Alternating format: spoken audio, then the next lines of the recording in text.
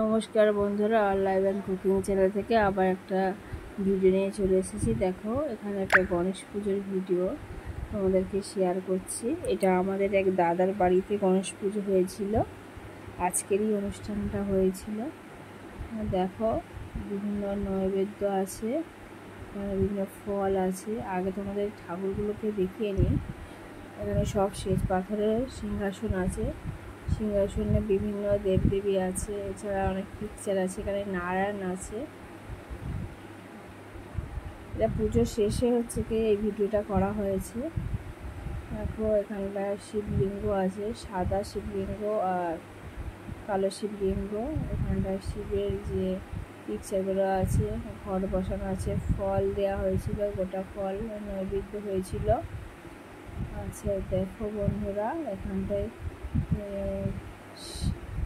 শ্বেত পাথরের শিব আছে। এছাড়া উপরে দেখো বড় একটা শিবের পিকচারও আছে।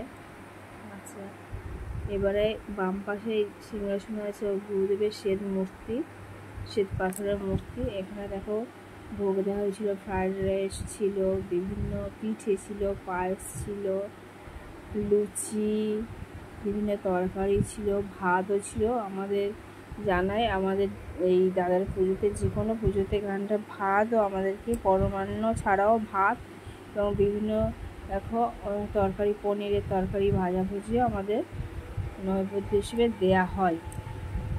এটা আমাদের প্রচলিত আছে।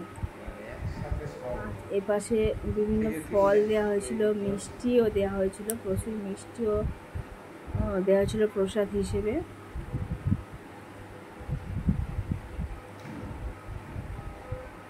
আর আমার এই দাদা, এনারই মন্দির। এখানে আমার হাজব্যান্ড আর দাদা দুজনেই পুজো করছিলেন। আমাদেরকে আরো বড় করে দেখাচ্ছি। এটা দূর থেকে তোলা হয়েছে, কতটা বড় ঠাকুর ঘর এবং খুব সুন্দরভাবে ঠাকুর ঘরটাকে সাজানো হয়েছে।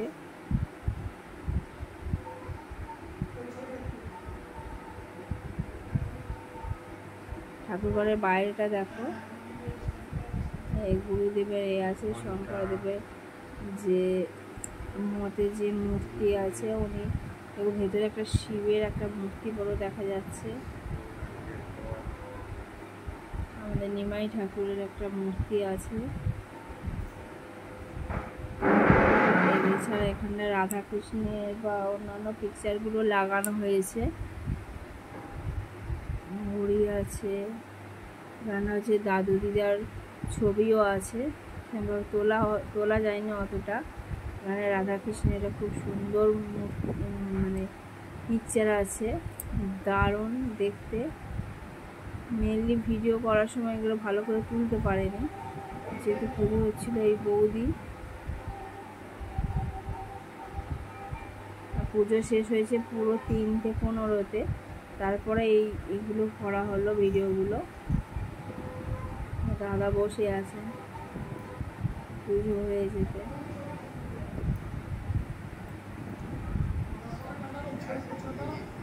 দাদা বৌদি একসঙ্গে দাঁড়িয়ে ফটো তুলছিল।